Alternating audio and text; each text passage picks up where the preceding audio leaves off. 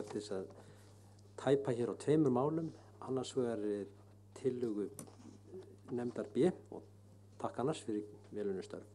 Númer 15 hagsmunaskráningu þingmanna. Mér finnst alltaf erfitt að sjá hvort þetta nái utan fjárframlög til einstakra þingmanna og stjórnmálaflokka. Til dæmis, ef það verið að ræða einhver mál þar sem eitthvað fyrirtæki, segjum til dæmis sjávarútvegsfyrirtæki, hefur veitt ríflega styrki til ákveðins flokks, getur þá þingmaður í þeim stjórnmálaflokki ekki tekið til máls, hann þá vanhæfur?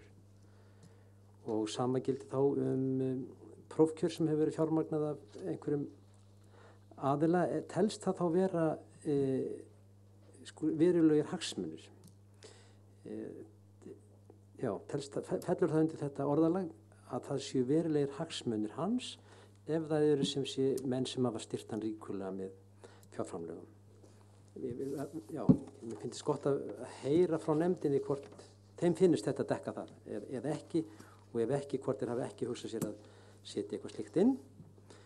Og síðan annað mál sem ég hef talað oft áður, og það varðandi 13. lið, rannsóknarnefnd Alþingis. Hér erum við enn einu sinni að tala nefnd og allt pólitískt vald verður þá fólkið í því hvernig nefndin verður skipuð, hver skipar nefndina.